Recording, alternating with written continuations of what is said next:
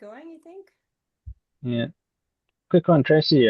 I introduced you to the people from platform engineering. I sent you a mail just to let you know, just in case you haven't seen it. See it. Or uh, Oh, Your audio is very low, Tracy, or maybe it's just for me. it's not on. Can you hear me better now? Yep. Yes. Yeah. Thank you, Sasha. I did get that, and I'll reach out to him today. cool. Maybe I'll invite them to see if I can get them invited to the next TOC meeting. Yeah, he was keen. He was like excited. Mm.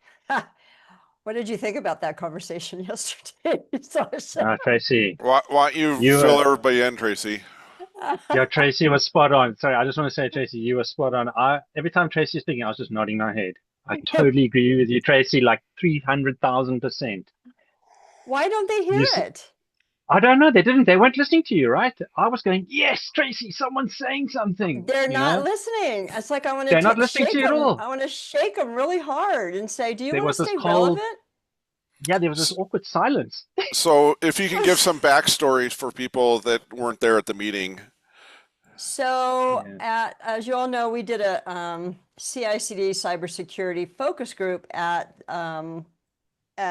CDCon, which was really great. We had 80 people, at least 80 people in the room. The room was pretty much full, and the room, I think they had it seated for 100.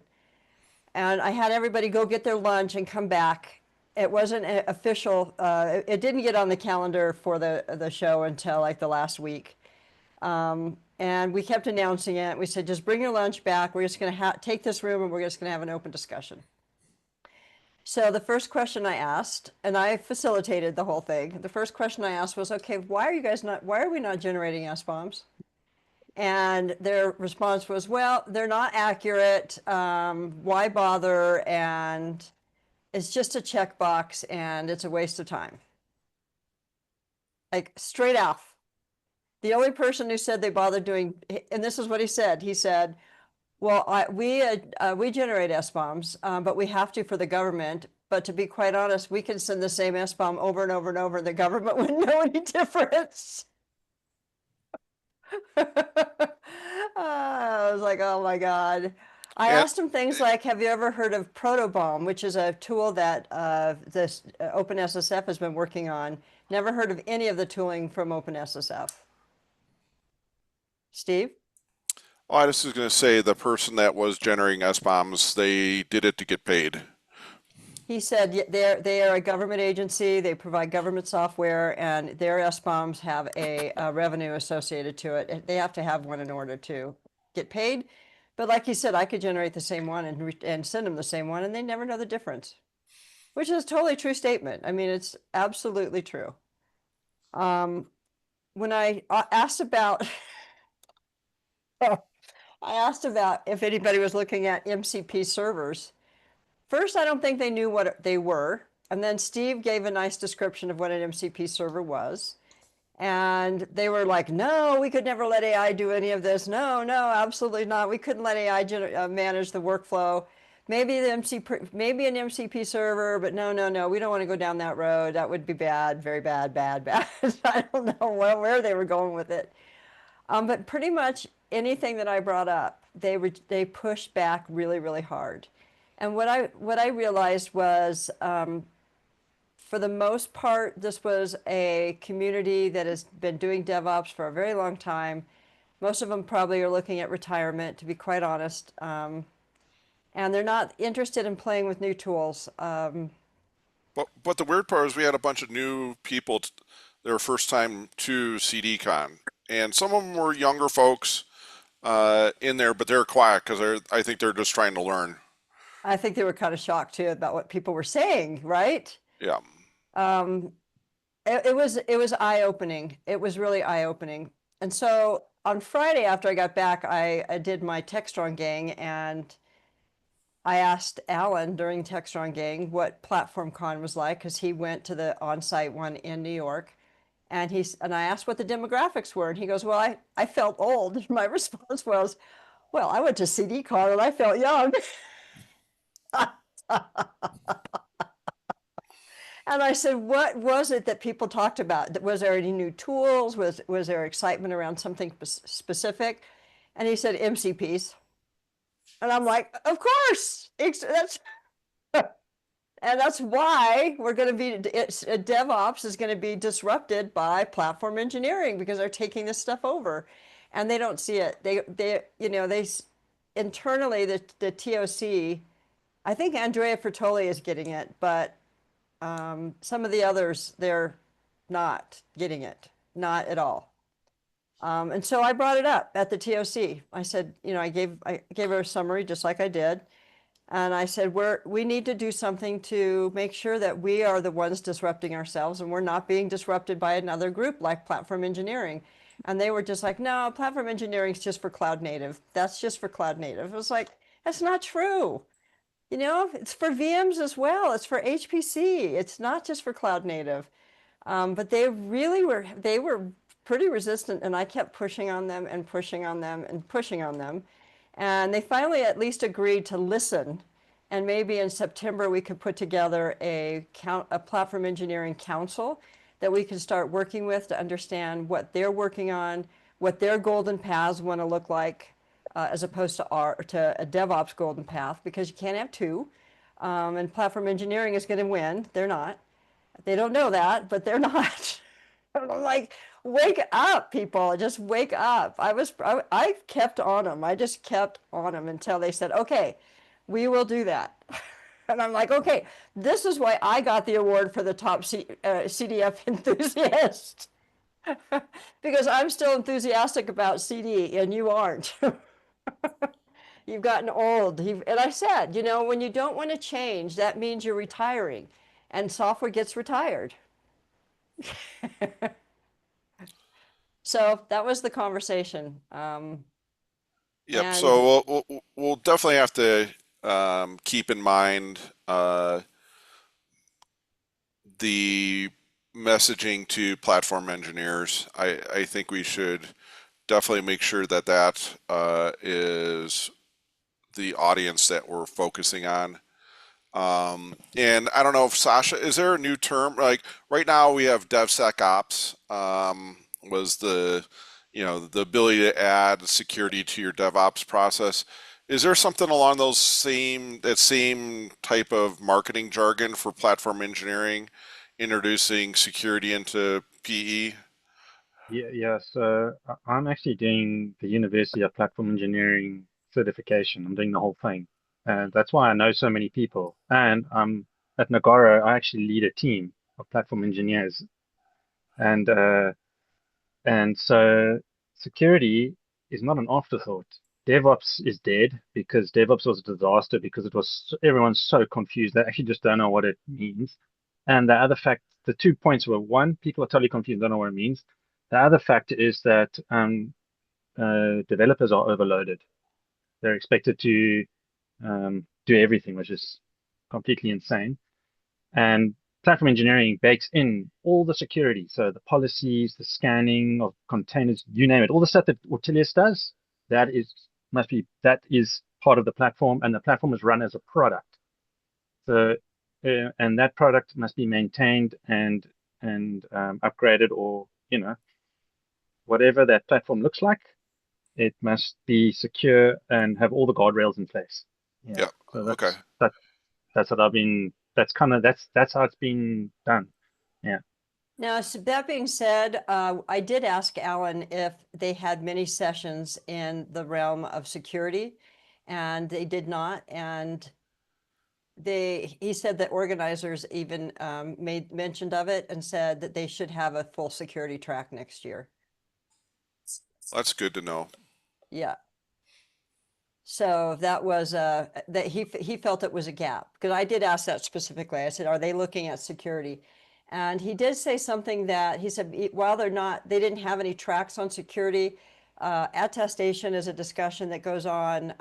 They are having conversations around what needs to be in a process, but they're not thinking about it from the standpoint of, hey, we need to do education in particular around why security is important, how SBOMs can be used, or any of those topics. Hmm. So I would gather um, in the DevOps world, there's been this big push to shift left, make developers do more. Mm, And from what you're describing, Sasha, is the that disaster. that's going away, and letting the Yeah, developers really focus on development and giving yeah, them a product to utilize that will take care of everything else for them. exactly. So that was my understanding about DevOps, but it never materialized, in my opinion. I haven't seen it materialize. People are so confused what that is. I And think, I mean, exactly. Sasha, that was been my question all along. That's why I wanted to have that focus group. So Yeah, now I understand, right? I get it. yeah, I yeah. totally get it. And I totally get Um, that developers just have too much. They too pi- much. piling too much on developers. They're just going to ignore stuff and not do it. In my studying, they literally said, remember that guy from AWS? I think he's still the CTO or was, that he's from Holland. He said, you build it, you run it. And everyone took like, oh, so that means if a developer builds it, then he must run everything. The purpose, I think it's, so that means they must do the infrastructure, the containerization, the security, they must know all the Terraform and all the networking that goes around proxies and gateways. And that's insane, right? It's That's insane. mad. That's It's, mad. You Yeah, can't do yeah, that. no, You can't do that, man. no, no. yeah. On the project I'm on, at Los Alamos, I'm on the platform engineering team, Oh, cool. um, and I punted over the wall to the guys to deal with the networking. I'm like, all right, Yeah, even though we're on the same team, was like, all right, we're building this product. You guys go figure out the VPCs and the networking and all yeah. that stuff. That's not a And developer job. and Not a even though developer I'm on job. the same team, I'm going to deal with my part. But when we go to stand up GitLab, you go figure out all the internal load balancers, DNS for me, Exactly. so we can deliver the GitLab product to the end users, which are the developers. So Exactly. I think the platform engineering teams have a pretty wide breadth of people that are actually on them, Yeah. networking people, COTS people, AI people. Um, I'm going to send you guys a diagram now. It'll perfectly help you understand exactly how it fits in and cool. what it's trying to fix. I'll send it to you guys now. Sorry to interrupt you. No problem. Sounds good. So I think that we may need to pivot ourselves. That if we're going to complain about it, we should lead the charge. I know that we've done some stuff around Jenkins, and we still need to do that. We should be the go-to place for seeing vulnerabilities in all of the CDF products. There's just no doubt. We should start looking at additional projects too, if we can. If Jing's work can simplify the onboarding, if we struggle with doing this work, so will our customers. So we still have not achieved an easy onboard of Ortelius of this data. So somehow we have to solve that problem. So the work that we're doing around Jenkins is not work that does not need to be done. It is critical. But at the same time, I think that as we look at what we're doing in the product, new features, we really should be thinking about platform engineering as opposed to DevOps. Uh, I would love to think that my colleagues that I have known for the last, 20 years, some of them I have, would be as excited about new stuff as I am, but they're not curious. And that I think those groups are going to eventually retire and be placed by younger people who are not just doing build and deploy, but they're dealing with the entire suite of software development tools and production environments. So that being said, we should be thinking about features and how the platform engineering groups think about the data. And is there other data that we should be looking at that we're gathering, other types of reports? So let's just keep them on our mind. And Sasha, I definitely will be leaning on you to make sure that you tell us some of the things that they're thinking about. And I do think an MCP server for Ortelius will be critical to serve the Yep. platform engineering groups. I agree with you 100%. It's all going that way. Yeah. Yeah. What's up, Arvin? You raised your hand. Yeah, I have another idea. Like a lot of people want to use that, but they don't have any idea like how to integrate or implement. So like, can we create a short course, like a video course or something, in one of the like the popular platforms, so like people can know or like they can do this also. Yeah, that's I was hoping Utkarsh was going to be here today, but uh, that's one of the things he's working on is the proof of concept type of thing on how to pull everything together. So I think that will be part of it. So I think we just need to wait and help him get along a little further, and then we'll be able to do like you're saying on that front. Um, to kind of tail onto that, Sasha, you use MCP servers, right, locally Yep. for your work? Yeah. Um, I'll be do you? honest. AI Yep. saved my butt because I was dumped. Just to give you some background, why this stuff is so powerful is because everyone likes to think you join a job and you get onboarded and looked after and coached into their code. You don't. I just got dumped right into the Mariana Trench, which is like the super complex bot database Python code that extrapolates large industrial machine data from printing machines into human readable UIs so that they can understand the clients that are buying these huge machines. And I'm talking these machines are as big as warehouses, and like, how does an engineer who's a consultant just gets dumped into a project like that and is supposed to cope, right? No onboarding, nothing, right? If it wasn't Right. for AI, I would have been dead, right? And I'm using AI to teach me what the code base does, how it's been put together, how these bots are created, and I'm using MCP servers to do that in Klein, right? Yeah. MCP servers that remember, like for example, there's an MCP server that creates a brain for your AI so that you don't have to keep telling it the same thing over and over. It allows it to remember. Yeah, Oh, so so stuff like that. you have that MCP remembering the context, so it learns over Yes, time. exactly, Yeah. exactly.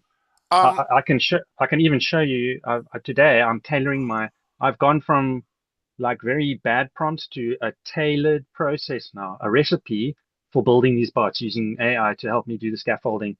And I'll totally cool to show you guys when you've got some time. I'll show you how I've done it.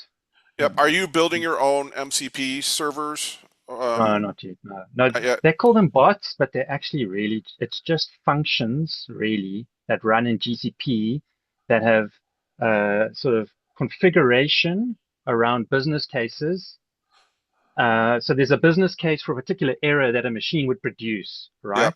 That bot would look for that particular error case and then translate that into information on a dashboard for a client who's bought this machine to take action. So it's like prediction. It's trying to predict the operational health of the machine, Yep. right? So like if there's no oil, the oil's running low, guys, you need to go. It'll log a case. The whole idea is it'll eventually automate a whole case, log a whole case in Salesforce, and a user will be able to, a client will then be able to, or then an engineer will just get, the case put into his whatever mailbox or whatever, and somebody will just come out. That's the idea, right? It's all Yep. automated. Yep. Yeah, using these, they call them bots, right? But it's Yep. just very complex logic, really. Yeah. Do you recall on the last demo that Utkarsh did, he was saying something about how he changed his MPC servers and something else, and I can't remember the configuration to help cut down the cost when he was talking to the LLM. Do you remember that Uh, configuration, how he did it? If not, I can well, circle back around with him. I can tell you what I've done Yeah. is I, first of all, I treat the AI like a really naughty kid that just wants to break all the rules. It's like, I'm like, you will do this and you will do it this way and you will stay within these boundaries, right? Yep. I also found that okay, I use Anthropic a lot because I think it's far for me it's been the best. Right. I find that if you use Sonnet, Sonnet is naughtier than Opus. Sonnet, no matter how disciplinarian I get, like a school principal, it has down then it'll saying, no, I want to do it this way. It literally says to me, no, I want to do it this way. I'm like, I don't want my Python Jupyter notebook in JSON. I want it in Python, please. And you will do that. It's like, no, but I want to just validate this first. I'm like, no, I'm like, why are you arguing with me? I'm the human here. Anyway, Yeah, so right. Yeah, it argues with me. I use Sonnet a lot as well. I use That's Opus now because Opus doesn't do that. I found. I don't have access to Opus. Uh, I have access to Haiku, and I haven't found Haiku okay. very good. No, Haiku's not great at all, Steve. I agree. Gemini 2.5 Pro is good. Yeah, and then the other thing So I that just I had a make strict criteria, Steve. yeah That's what I do. I make a strict, you will do this, and I put it into steps. Step one. So, for example, let me just tell you, this is a real use case. Step one, translate all the documentation for this particular business error case into English because it's all in German. oh jeez So I have to have AI. How am I supposed to work? Step two, I want you to build a complex bot because they have all this, it's all around their business logic. And I want you to build this bot around all this business logic from the translated document. Then it does that. Okay. Then after that, I say step three, I want you to create the default configuration for this bot based on the business rules that you've analyzed in English. yeah And I want you to create the configuration for that. And then it does that. Okay. And then step four is the last piece is create a README with a mermaid diagram embedded. And then after that, I want you to create a separate file of just the mermaid diagram.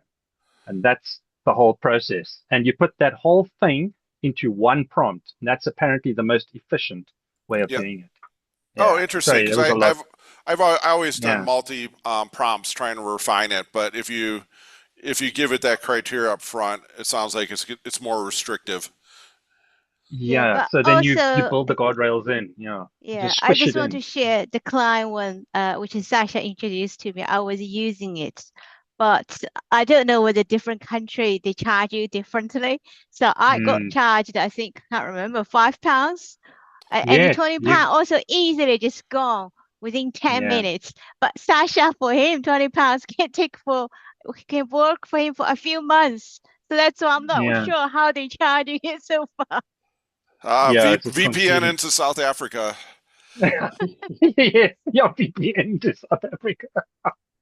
So yeah, I don't know. Interesting to see any other countries, have a similar experience though. Well, that's why I was wondering if anybody remembered Ukarsh's cost savings a gateway thing that he figured out. I only remember one thing. He's using E2B for like creating the code sandbox for running the LLM. Yeah, that was ETP, right. Oh, that brings me to one last question since we just have a with these prompts, are you able to right now like you're just generating a README file and some JSON files. Are you able to I don't know if it's through the MCP side or if it's through the prompt engine, the prompt framework, where you can go off and go run a process, go run a program, for example.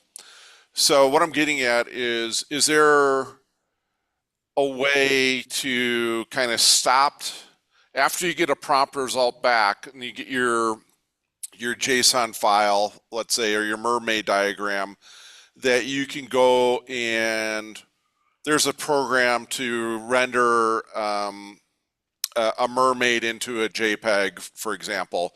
Are you able to go and run a program, external program to the prompt, have it go do something and then come back to the prompt? Does that So make like an sense? exit.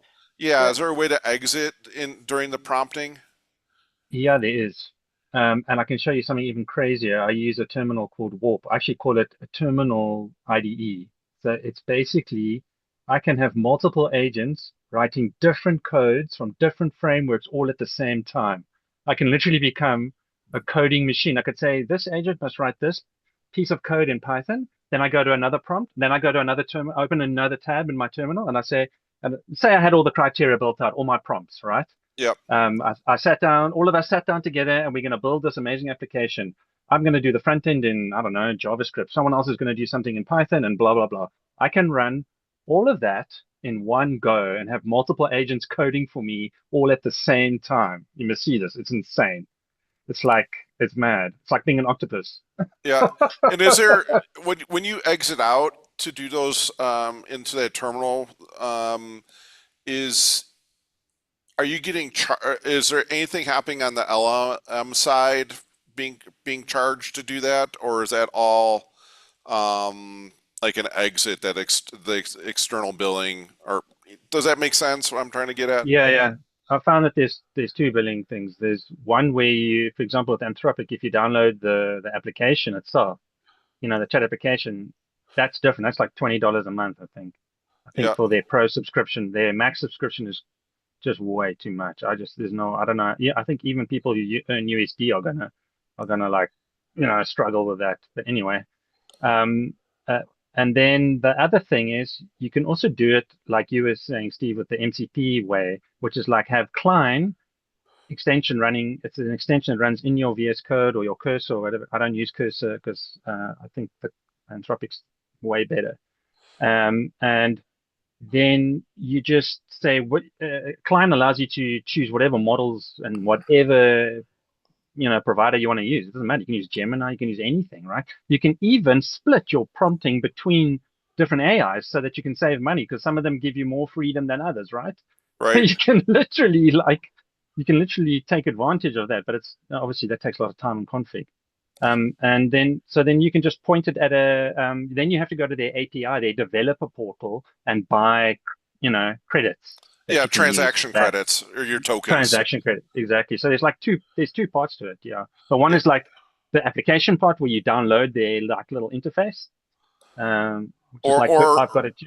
And which one do you go? You go with the transaction route? I've got both. So I've got three AIs actually. Well, I've got Claude, which I use for prompts in the Claude application. Then I just bought a few credits just to keep in the console, the developer portal that I can use with Klein when I need it. And then I've got Warp. And Warp I can choose whatever model I want. Yeah. And Warp's based on the transaction building, right? Yeah, Warp just charges me a monthly fee. Yeah. Oh, okay. And then they give you like, I think the pro plan is like, I think the plan I've got like 10,000, whatever you call that, 10,000 credits. Yeah. Steve and Sasha, I also shared one thing in the chat. It's called open code, which is like you can run AI agents in your terminal. It's an alternative to the Gemini CLI and the Cloud Code. Cool. And it's open source, so you can take a look. All right, we'll do. Well, the reason why I'm getting at before I forget, Arvin had asked a question about a blog for the MCPs, and I just want everybody to know that Jing's written one. I just haven't had a chance to get it merged back to the website. I'm making updates to the website as we speak, so that blog should get out there in the next week. Yeah. Thanks. So why I'm asking how you can exit out from the prompt is, so let's say you, like Utkarsh kind of put together where he had GitHub MCP, he had, we'll have an Ortelius MCP, and I think he had one other one in there. He had the E2B MCP in there. But what I'm looking at putting together is being able to, if you give it the context of like all your billing, your account logins and stuff like that for the MCP servers, one of the things that we could actually do is have a kind of like a platform engineering Git repo that basically its job is just to run things on GitHub. So it's a generic repo that you basically, from the prompting side, is you say, I want to go ahead and do a Docker build of the Ortelius vulnerability microservice. Um, the prompting would go through and generate the GitHub YAML to do that, and then check it into that platform engineering repo and that would kick off a pipeline, a mini pipeline, a one-step pipeline to run over on the GitHub side. So we don't get charged for build resources, and then we get the results coming back, and then once you get the results back, you can say, now go and generate an SBOM for that, and we go and do the same thing where it kick off another mini job up in that repo to generate the SBOM. So instead of us creating these big long pipeline files, that we go and generate them a little bit at a time, utilizing and basically cheating to get build resources from GitHub for free, because that's the expensive part. Yeah, that is brilliant. That's really genius. So, and it's a way to get the horsepower without paying for it. So we don't have to stand up a Kubernetes cluster and spend all this money on running build agents, because that's just really expensive. And GitHub has it for free, basically. I mean, you do get rate limited when you try to throw. It'll queue up, which is fine. So when we run like a renovate for our project, we'll go out and queue up 50 different jobs because we only have like 6 runners, but it's fine. It just takes time. That's why I was asking about, how things exit and the charge and things like that. How, if we have like a long running job that runs for an hour because it's queued, what happens back on the LLM side and the MCP side for billing? And because it's transactional based, I don't think we get billed because we're not asking the LLM to do anything. We're just waiting for an external process to finish before our next step.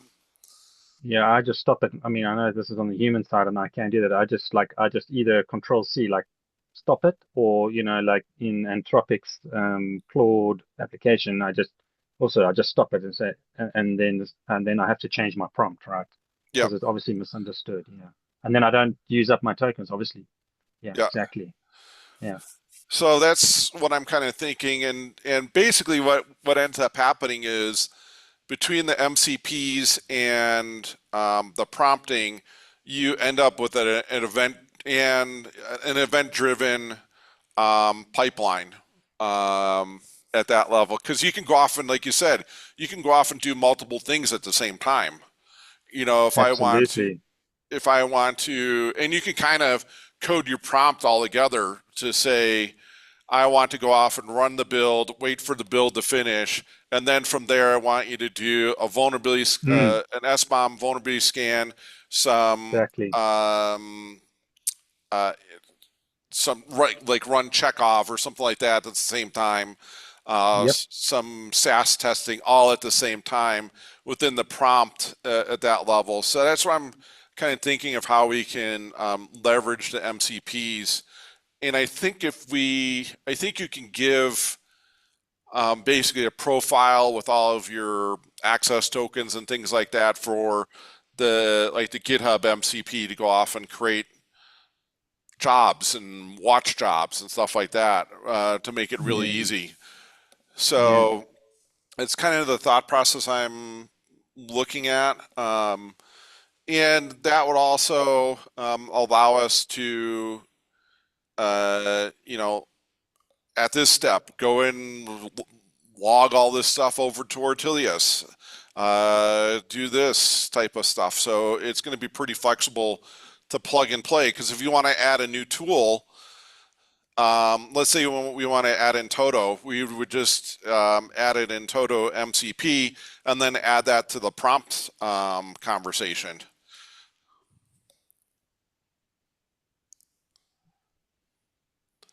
Well, a lot of work to be done and a lot of new fun stuff. So good. We'll get there. We have a lot to learn. Everybody's going to learn a lot through this process. I think it's And these are all good projects Well, for us to work on. and this whole idea that I have would actually work with Jenkins as well, where you would submit to Jenkins just the small part of a Jenkins job to do the work and not a big giant Jenkins pipeline file. You just submit the little pieces and have Jenkins be a job scheduler, basically, which Well, it that's all is. it really is. That's Yeah. all it really is, and Yeah. that's all what GitHub Actions and GitLab runners are, just job schedulers.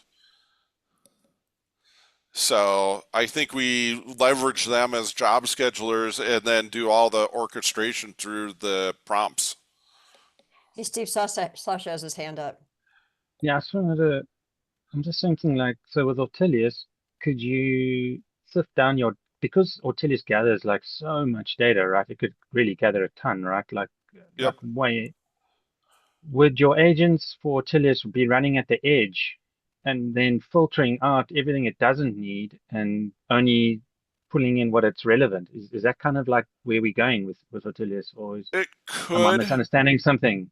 The first pass is what we'd want to log is what was the artifact that was created, what was the SBOM associated with that artifact, and then like the metadata, like the Git repo data. So that's some of the main stuff that we gather. Yeah. But we could add on things like provenance. What are all the inputs and outputs of each step in the process, and log that and associate that to the component or the artifact.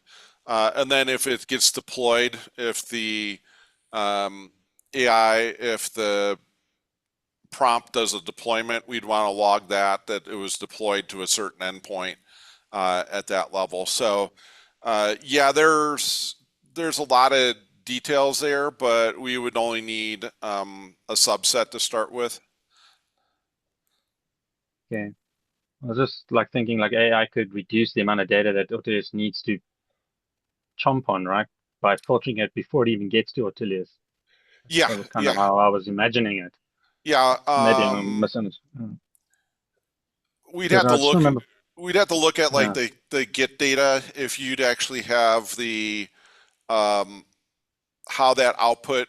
So what you could do is when you go and do the build, the original build, and you clone the repo and you start building the artifact, as part of that job, you can tell um, the AI agent that you want a JSON file of all the Git data that's available. So you, as part of the prompt, you can go and tell it to go produce stuff for you. And then on the Ortelius side, we'd say we want that JSON file from the first step to be consumed as part of our input. So we'll have to figure out how things move around between the prompts, but I think it's doable. okay, Maybe ends up, maybe the workaround ends up in a bucket somewhere, like a S3 bucket or a cloud bucket somewhere for that prompt that we can then reference the artifacts from. So something, 'cause- it's doable. It's just yeah. how we get there. Because just remember you talking about IPFS was the cheapest way to store, the ton of data that would be Yeah. needed to be used, right? So I was just thinking if you could reduce that storage requirement by filtering out a lot of the data with an AI of some sort, like AI ops, Ortelius AI ops. Yep. Exactly. And IPFS uh, may be the place to throw this stuff, as Yeah, a generic storage location. Because the nice yeah, thing because is that's that cheap, right? I it's just remember you saying cheap how and cheap it was. immutable. So Yeah, yeah, exactly. So then by the time Ortelius gets it, it's way sifted out, like cleaned, right? Before it has to, then it's much easier for Ortelius to get that data faster yeah, and less processing and resource power needed, right? yeah, there is a slight time delay with IPFS, just because of the replication underneath of the Oh yeah, storage layer, but that can be, you can deal with it. It's not like days, it's within less than an hour. is that where Django? What's not Django? That database? What's it? The one with the Orango, avocado? Orango. Orango, Is yeah. that the one? That's the one that would be caching that data, right? So that you could still query it before it's there or something. Was that the idea? That's what we currently have.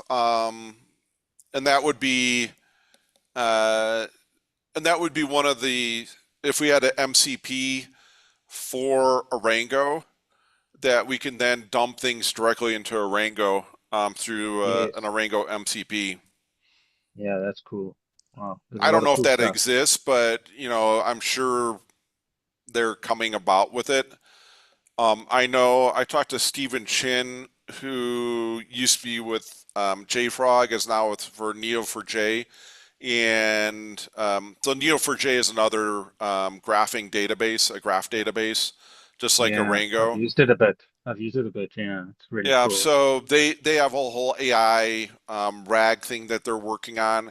So that could be, I'm sure things like MCP for document databases are going to exist. If Mm, Orango doesn't have one, I'm sure Mongo has one. mm, Because mm, Mongo's just so popular, I'm sure they're creating a Mongo MCP. mm. Because then you can just take this JSON and say throw it at this collection in this database, and you don't even have to do anything. Yep. It's just going to simplify all these connections so easily. Hmm.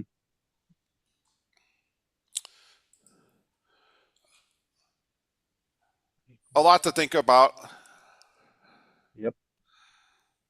but we'll get there. Like Tracy said, we can come up with these crazy ideas of It's fun. how This things, is and I think this is how innovation happens. Exactly. if you went to the platform engineering folks with a prototype, we'll see you, They would Jing. love you. They Yeah, would love us. exactly. Because they're so open-minded to the stuff. They're like pushing boundaries. Like I promise you, it's this. I've gone Yeah, to a lot of talks. It's like it's not like taboo, you know. In fact, they're frustrated with the way things are running in enterprises.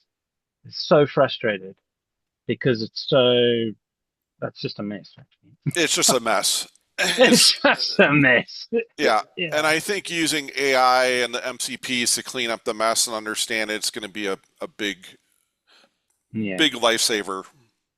big time. Yeah. All right, we ran over a little bit. Anybody else have anything else? No, but Kate, Kate was at CDCon and we had a great time. Kate, thanks for being there. I really enjoyed your Yeah, it was a company. pleasure meeting you in person finally. We had fun, actually. I had fun hanging out with Kate. Um, one last quick question is do we want to skip meetings for the next month or so while everybody goes on holiday? My suggestion is we do, since it's architecture and you guys have things in the works, that we do, instead of doing 2 a month, let's just have 1 for July and 1 for August. That works. And then if, I think we all know, Jing, please, oh, she's had to jump. But Yeah. yeah, if you need us, everybody, and I'll put a note in there. It says, if you need anything, here's Steve's calendar invite. Yeah. Just put in your phone number. Yeah, and you can put my phone number in there. That's fine. You can just Okay. text me.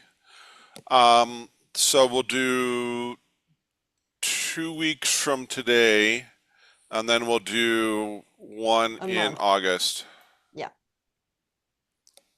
So 2 weeks from today, then middle of August. Hey, Kate, you showed up. She's been quiet today. Yeah, yeah. It was really fun to hang out with you guys. So, I gave a little summary of that focus group. What was your general thought? Yeah, no, and I was listening to it. I can't help, but it was spot on. I mean, you have people who are not wanting to go forward and just saying, And I feel like I've heard this like my whole life. And it's exhausting. It's exhausting to hear the I can't and no, we can't, and all of these challenges. I mean, if that's not why we're in technology, then by golly, get the heck out, retire. It is so exhausting. I love that you use that term. I felt exhausted by it. I'm like, no. Okay, so Kate, I had the same discussion with the Technology Oversight Committee for the CDF, and it wasn't quite as exhausting because I think they're a little cautious of me because they know that I'll just keep going. I don't back off easily. But yes, it's exhausting, and I'm hoping that something changes soon. And one of the things that I found that like almost like haunted me right before I took my sabbatical was I was hearing like the same verbiage, almost exact, coming from this younger generation. I'm like, no, no, No, it can't happen. No, please not.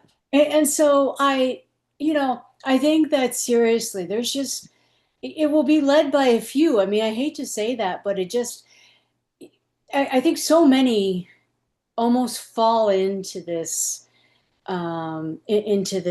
job, I literally, I mean, I was talking to somebody yesterday, and I'm sorry, but I was listening to, and he's a younger person, and I thought to myself, I mean, it's somebody who is just sort of falling into this.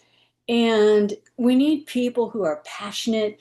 We need people who want this whole entire, democratization of technology, which is really what we can do, what we're talking about, and the reason why we're doing. I don't know. I can, I'm happy to be back, and I hope to really, start leading more in this field that worries me.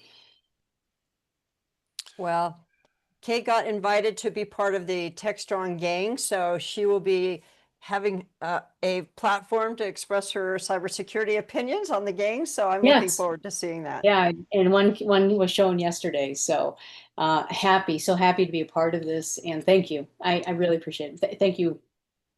Absolutely. Huge congrats, Kate. That would be fun.